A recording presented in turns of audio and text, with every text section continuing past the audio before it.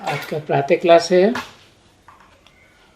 24/11/1968 रविवार। शिव भगवान वाच।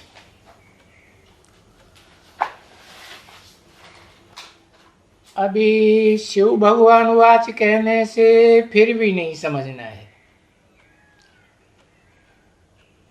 कि कोई मनुष्य शिव होते हैं। शिव तो निराकार ज्योति का नाम, बिंदु का नाम है। वो कैसे उवाच करेंगे?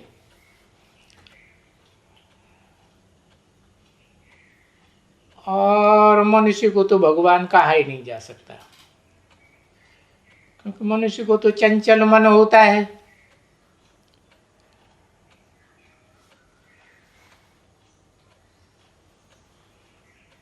क्योंकि और दुनिया में तो उल्टे समझते हैं ना बच्चे, कि ये मुखा, ये शिव भगवान वाच कहने वाले वो तो नहीं जानते हैं।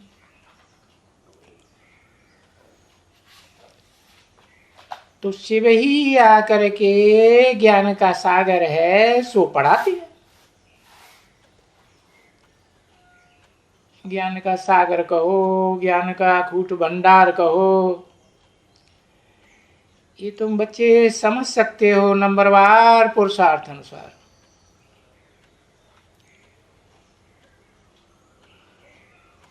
क्योंकि ज्ञान का सागर जो कुछ पढ़ाते हैं, क्योंकि बेहद का बाप है तो बेहद की पढ़ाई है ना। ये स्कूल है, पाठशाला है, तो बच्चों को जो पढ़ना है वो पढ़ाना भी है। और ये बहुत ही बच्चे हैं जो पढ़ते हैं और पढ़ाते हैं। फिर एक दो से जो कुछ भी पढ़ते हैं या पढ़ाते हैं, मनन चिंतन मंथन करके पढ़ना पढ़ाना होता है ना, तो दिन प्रतिदिन पढ़ाई सूक्ष्म होती जाती है, गुह्य होती जाती है। वो गीता में भी तो कहा है ना, गुह्यात गुह्यतरम ज्ञानम।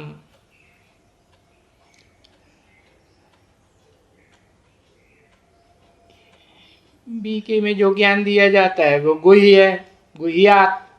फिर उससे भी गुह्यतर है, एडवांस पार्टी में एडवांस ज्ञान। तो गुह्य होती जाती है नॉलेज है। तैसे अभी बाप भी जानते हो, जानते कि हाँ, कि वो मनुष्य सृष्टि का बीज रूप होने के कारण, क्योंकि मनुष्य सृष्टि तो साकार है ना, तो बीज भी साकार होगा। और वो बीज रूप होने के कारण और फिर चैतन्य होने के कारण, ऐसे तो नहीं कोई जड़ बीज है। तो गाते भी है इसको ऐसे ही कि मनुष्य सृष्टि का बीज रूप है, माना बेहद का बाप है। क्योंकि ये जो छोटे छोटे झाड़ होते हैं ना, वो तो छोटी छोटी क्रिएशन करते हैं। उन्हें कहेंगे हद की क्रिएशन।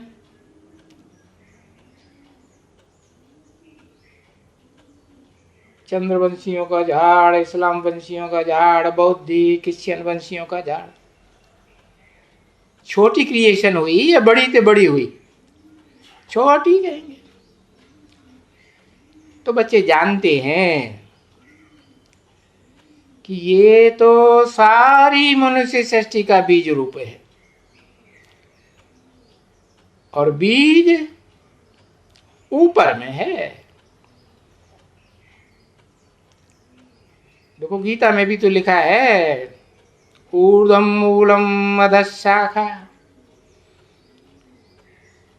जड़ ऊपर में है तो जड़ काय में से निकलता है? बीज में से निकलता है ना। तो जड़ें ऊपर हैं तो बीज और भी ऊपर हुआ। ठीक है ना बच्चे? तो वह बीज ऊपर में होने के कारण फिर उनकी ये महिमा भी गाई जाती है। उनकी क्यों कहा, उसकी क्यों नहीं कहा? एक है कि दो है? हाँ, एक आत्माओं का बीज है। आत्माओं का बीज माने पिता है कि नहीं? बीज माने बाप। और एक मनुष्य सृष्टि, साकार सृष्टि का बाप। तो दो हुए ना। तो बताया उनकी ये महिमा गाई जाती है कि भाई वो ज्ञान का सागर है? सागर है? सूर्य है या सागर है? है? सूर्य नहीं है। हाँ, सूर्य तो ऊपर में होता है और सागर तो नीचे षष्ठी में होता है ना। हाँ, तो वो जो निराकार सूर्य है, सदा परम धाम का वासी है, वो इस षष्ठी पर जब आता है तो सागर में उसकी जो गर्मी है वो प्रवेश कर जाती है। योग ऊर्जा तो अभी अभी तो यहाँ है ना। यानी तुम ऐसे ही नहीं कहेंगे कि हे भगवान, कि भाई भक्ति मार्ग वालों की तरह हे भगवान कहने से तुम्हारी बुद्धि कोई ऊपर चली जाती है। जैसे नानक ऊपर को इशारा करते हैं। तो तुम्हारी बुद्धि ऊपर में नहीं जाती है? जो ऊपर वाला नीचे आया हुआ है तो ऊपर में क्यों नहीं जाती है? क्योंकि मनुष्य सृष्टि के बीज रूप में आया हुआ है ना। हाँ, तो ऊपर में क्यों जाएगी? तो तुम्हारी बुद्धि अभी यहाँ नीचे रहती है, क्योंकि मनुष्य सृष्टि का बाप भी नीचे रहता है? शरीर के साथ रहता है कि आत्मा बन के ऊपर उड़ जाता है? शरीर के साथ इस सृष्टि रूपी रंगमंच पर सदाकाल रहता है ना। हाँ, तो पूछा जाता है भले कौन है, कहाँ भी बैठे हो, पढ़ाई पढ़ते हो, तो ये जानते हो कि बाबा जो सारा कल्प में ऊपर में ही रहते हैं, बाबा ऊपर कल्प में रहते हैं। बाबा तो साकार निराकार के मेल को कहा जाता है, ऊपर में रहते हैं। अरे ऊपर में नहीं रहते हैं जैसे भक्ति मार्ग वालों ने समझ लिया कैलाश पहाड़ पे रहते हैं या अमरनाथ की पहाड़ी पे रहते हैं, ऐसे नहीं। ऊंची स्टेज की बात है। क्या मनुष्य सृष्टि का बाप भी जन्म जन्मांतर ऊंची स्टेज में रहता है या नीचे गिरता है?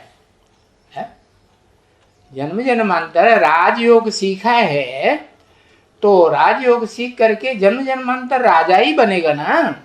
हाँ, तो ऊपर में ही रहते हैं ऊंची स्टेज में। और सिर्फ इस नीची दुनिया में, नीची स्टेज में एक ही बार आते हैं, पिछाड़ी में। आखिरी जन्म में कैसा हो जाता है मनुष्य सृष्टि का बाप? सभी धर्म पिताएं नीचे गिरते हैं। क्राइस्ट के लिए क्या बोला? क्राइस्ट इस समय बैगर के रूप में है। सभी धर्म पिताएं पहले जन्म में ऊंच थे ऊंच और आखिरी जन्म में नीचे थे नीचे। तो पिछाड़ी में ये होता है। ये तो पिछाड़ी में जो आत्माएं आती हैं वो तो आते ही हैं इस दुख रूपी झाड़ में। कलह क्लेश की दुनिया में, ठीक है ना। और बाप बाप तो दुख सुख से न्यारा है। कौन सा बाप? जो आत्माओं का बाप है वो तो सदैव दुख सुख से न्यारा है। इसलिए वो कोई ऐसे नहीं कहेंगे कि दुख की दुनिया में आते हैं, नहीं। वो तो दुख की दुनिया में आते भी हैं, पति तन में आते हैं, तो भी दुख सुख से न्यारे होकर रहते हैं। उनको कोई दुख का लेस भी नहीं आता है, क्योंकि जो जैसे प्लेग की बीमारी पड़ती है ना, तो जो डॉक्टर लोग होते हैं उनको प्लेग की बीमारों के बीच में जाने में कोई डर लगता है क्या? कोई डर नहीं रहता है। और मनुष्य तो डर करके भागते हैं। कोरोना की बीमारी आई तो जो नजदीकी संबंधी है, माता पिता है, गहरे से गहरे संबंधी है, पति पत्नी, एक दूसरे के पास जाते हैं? नहीं जाते। डर के मारे दूर भागते रहते हैं। और देखो मनुष्य तो उनकी दवा करते हैं, डॉक्टर लोग मनुष्य है ना, तो दवा करते हैं। कोई भी बीमारी हो है, चाहे इस देह की बीमारी हो है, और चाहे आत्मा की विकारों की बीमारी हो, है ना, तो जो बेहद का डॉक्टर होगा वो विकारों की बीमारी से दूर भागेगा? है, वो तो दूर नहीं भागेगा। कि भाई सोचेगा अरे ये तो वैश्या है, इससे दूर भागो, भागेगा नहीं। जैसे दुनिया में कालरा हो, हैजा हो जाता है ना, प्लेग की बीमारी हो, या ऐसी कोई भी विछिंदर बीमारी हो, छी छी, तो जो डॉक्टर होते हैं वो नहीं डर सकते हैं। हद की बीमारी, हद के डॉक्टर। और यहाँ तो को ये विकारों की, बेहद की, जन्म जन्मांतर की बीमारी है ना। तो डॉक्टर भी कैसा है? हद का है, बेहद का है? बेहद 500 करोड़ का डॉक्टर है। तो जैसे सारी दुनिया में इस समय बीमारी ही बीमारी है, विकारों की। तो जो अविनाशी सर्जन होता है वो कोई डरता है क्या? वो नहीं डरते हैं। बीमारों के बीच में आने से डरते हैं क्या? नहीं डरते हैं, नहीं। वो तो आते ही है सबकी दवा करने के लिए, है। इस पतित दुनिया में आते हैं, पतित तन में आते हैं, तो दवा सबकी करते हैं। उनको वे बीमारी वगैरह लगती ही नहीं है। तो ये तो है ही निराकार। ये माने एक कि दो चार, ये तो है ही निराकार। ये नहीं बताया है ही निराकार, है ही निराकार। निराकार माने निराकारी स्टेज वाला है, देह का भान है ही नहीं, न्यारा है देह भान से। तो उनको ये देह का जो बीमारी, देह की बीमारियां हैं, उन बीमारियों का लेप छेप नहीं लगता है। काम क्रोध लोभ मोह अहंकार का लेप छेप कोई भी नहीं लगता। और भी वो बोलते हैं, है?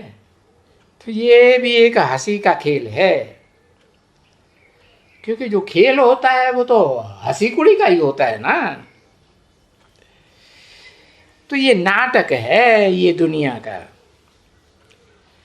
तो जैसे बाप हंसी कुड़ी में कहते हैं क्या कि मेरी बहुत ग्लानि की है? जितनी मेरी ग्लानि की है उतनी इस दुनिया में कोई की भी ग्लानि नहीं की है।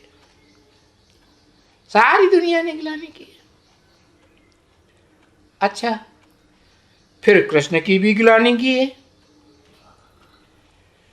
जो कृष्ण की ग्लानि, सो जैसे उनके बाप की भी ग्लानि है, तो रामचंद्र की भी ग्लानि की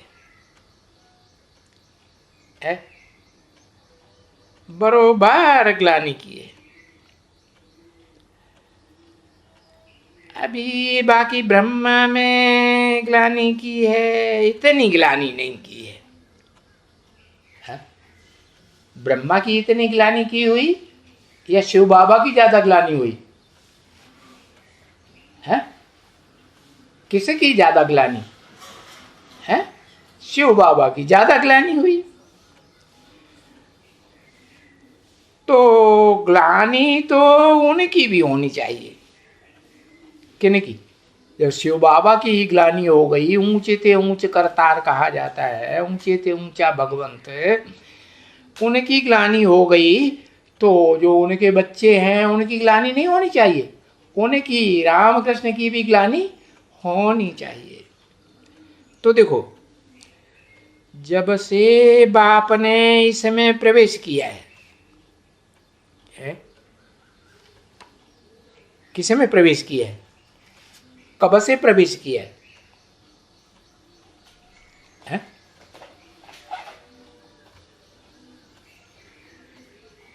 हाँ, ब्रह्मा बाबा की बात हो रही है ना। जब से बाप ने इनमें, इसमें प्रवेश किया है, इसमें माने ब्रह्मा में, एक में, है ना, इसमें प्रवेश किया, फिर देखो इनको गाली मिलने लगी है। अब यहाँ ऐसा को नहीं कहा क्या? इनको गाली मिलने लग पड़ी है। क्यों कहा इनको? क्योंकि ब्रह्मा में भी दो आत्माएं हैं ना, शिव की आत्मा भी है, शिव बाबा है कि नहीं?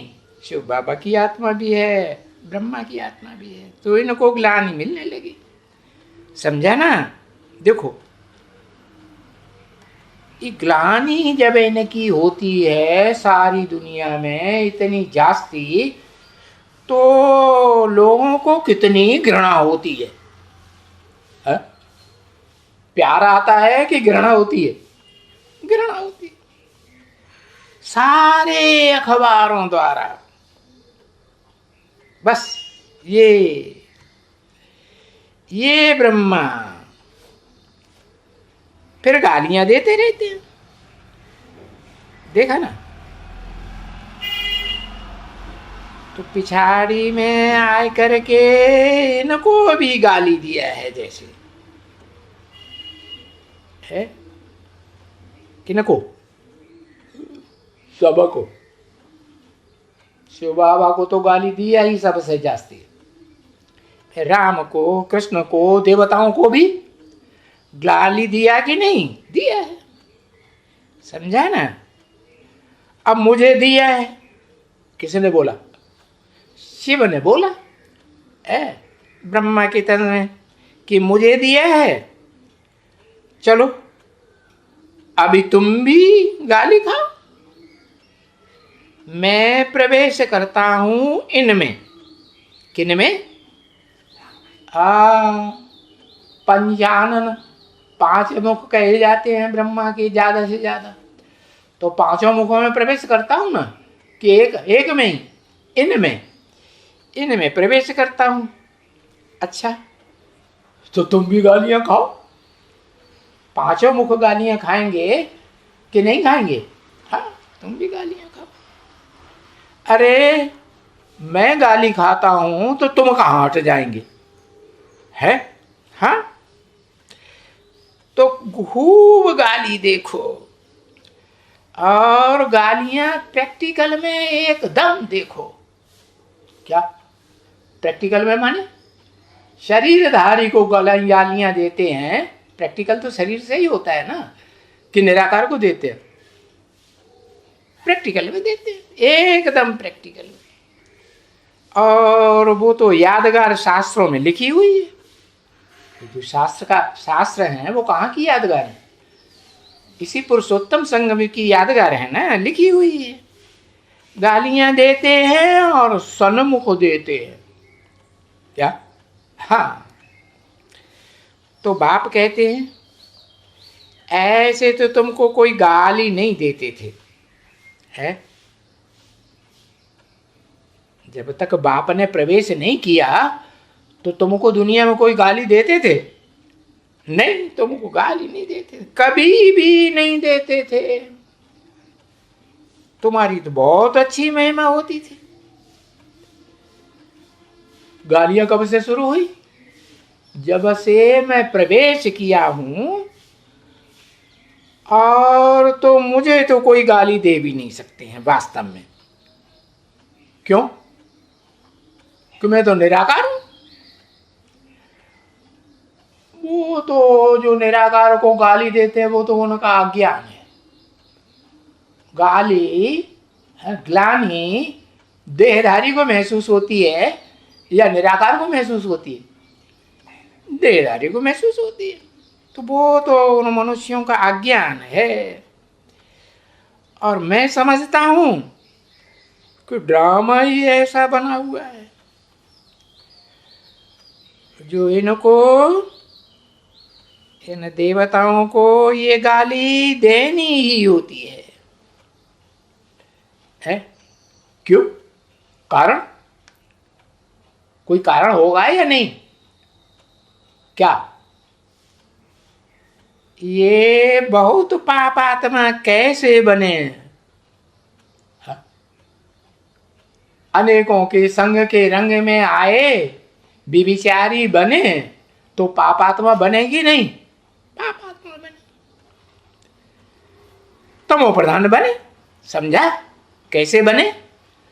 अनेकों के संग के रंग में आने से तमो प्रधान बने। तो बहुत तमो प्रधान बनते हैं, सारी दुनिया ही तमो प्रधान कलयुगी बन जाती है। तो फिर क्या होता है? विनाश भी होते हैं। तो देखो, जब विनाश होते हैं तो एक दो को मारते हैं, मारते भी है ना। तो फिर जब बहुत माराधाड़ी करते हैं, बहुत पाप करते हैं, बहुत हिंसा करते हैं, तो फिर नेचुरल कैलेमिटीज भी आती है। आती है जल्दी या नहीं? अकाल पड़ता है, बहुत बरसात पड़ती है, पत्थर गिरते हैं, जमीन हिलती है, भूकंप आता है कि नहीं? हा? तो ये भी ऐसे ही है। क्या है? अरे चैतन्य आत्मा है ना, जो चैतन्य आत्मा है, देव आत्माएं बनती है, तो जड़त्वमयी बुद्धि वाले वो भी तो ऐसे ही बनेंगे ना, है? नहीं बनेंगे? हाँ। तो ये जो 5 तत्व हैं, जड़ तत्व हैं या चैतन्य, इनमें जड़ तत्व तो ज्यादा है ना। भले देवता हैं, लेकिन देवताओं में भी जड़ तो है बुद्धि में। तो चलो नहीं गाली खाई है तो भी कहते हैं चलो अभी गाली खाओ, और अच्छी तरह से गाली खाओ। सब साधु, सब संत महात्मा, विद्वान, पंडित, आचार्य, सन्यासी सब गाली देंगे। तो देखो, ये सन्यासी भी न पहचान पाने के कारण फिर तुमको गाली देंगे। नहीं देंगे? है? देंगे कि भगवान कैसे आ सकते हैं इनमें? है? भगवान तो इतनी ऊंचे थे, ऊंची हस्ती, इनमें भगवान आवेंगे क्या? है? इतना पवित्र भगवान, एवर प्योर, वो तो फिर पवित्र तन सन्यासियों के तन में आना चाहिए ना। और सन्यासी कहते भी है शिवोहम, शिवोहम माना शिव मेरे में है, ऐसे ही कहते ना। तो देखो, कहते हैं कि भगवान तो कृष्ण में प्रवेश करते हैं, 16 कला संपूर्ण कृष्ण में प्रवेश करते हैं ना। अब देखो उन साधु सन्यासियों में है तो अज्ञान ना। अभी भगवान है, भगवान वास्तव अभी हो भी नहीं सकती है। वो भगवान का रथ बना है। तो वो समझते हैं कि इनमें बाप प्रवेश करते हैं रथ में, क्योंकि उनकी बुद्धि में कभी भी नहीं आएगा किसी को कि श्री कृष्ण ज्ञान का सागर है। अगर ज्ञान का सागर श्री कृष्ण होता तो फिर नारायण भी ज्ञान का सागर होता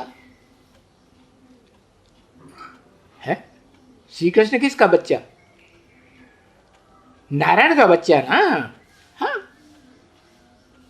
तो नारायण ज्ञान का सागर होता है कि नारायण भी बुद्धू हो जाता है। नई दुनिया में बुद्धू होगा या बुद्धिमान होगा? बुद्धू होता है।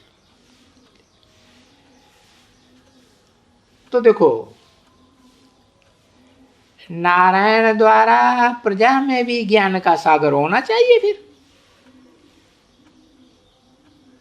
प्रजा होती ज्ञानवान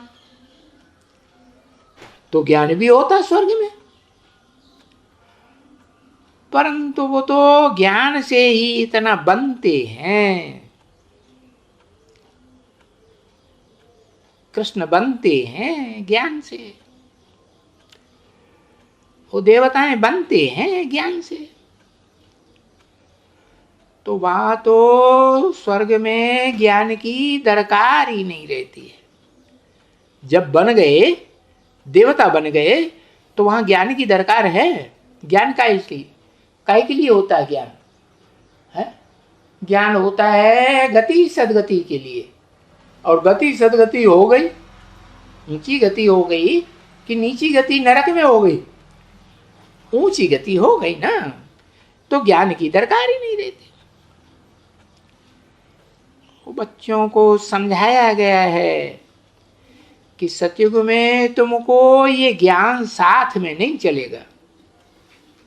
क्या ज्ञान है? ये जो इतना विस्तार का एडवांस ज्ञान हो गया, ये साथ में चलेगा वहां नहीं। सार रूप में ज्ञान वहां रहेगा कि मैं आत्मा ज्योति बिंदु।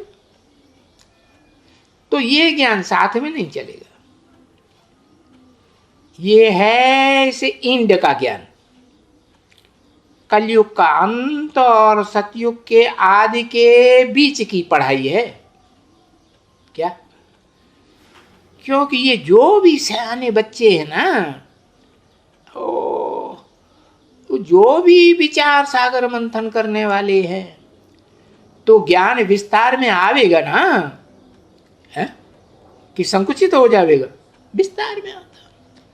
तो वो जानते हैं कि बरोबर ये विचार सागर मंथन करके जो इतना विस्तार में ज्ञान आता है, सागर में सागर कहा जाता है, वो फिर सतयुग में नहीं मिल सकता है,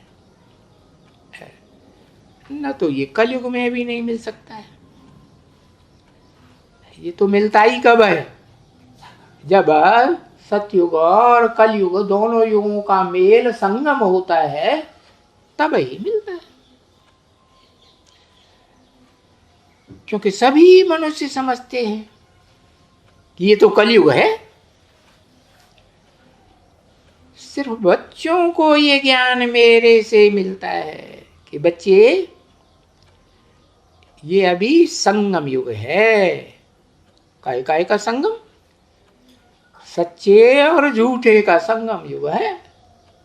पतित और पावन का क्या है? संगम युग है।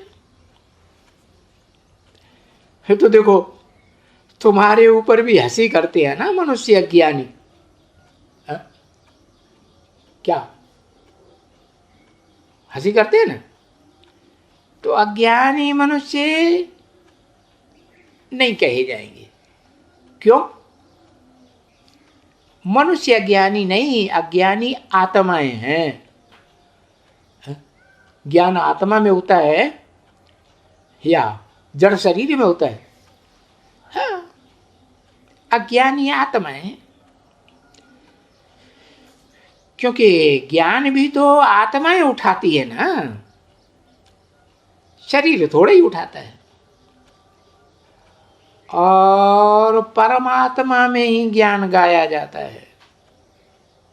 क्या? परम, परम माने बड़े ते बड़ा, महान ते महान, विशाल ते विशाल आत्मा। किससे टैली किया है? दूसरी आत्माओं से टैली किया ना। हाँ, जो भी भोगी आत्मा इस संसार में है, उन भोगी आत्माओं के बीच में जो हीरो पार्टधारी आत्मा परमात्मा है, उसमें ही ये ज्ञान गाया जाता है कि भाई ज्ञान का सागर है।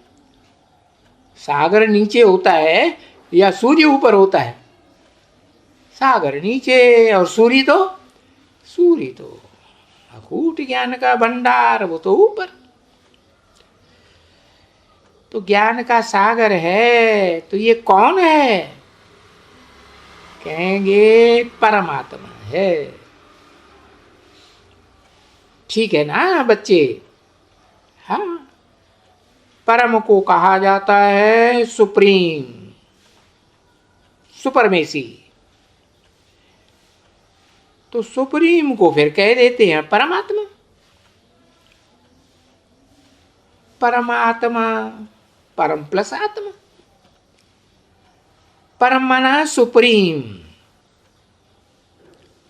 और आत्मा। तो ऐसे भी कहने से उसका अर्थ समझ आ जाता है कि भाई परमात्मा है। ओम शांति।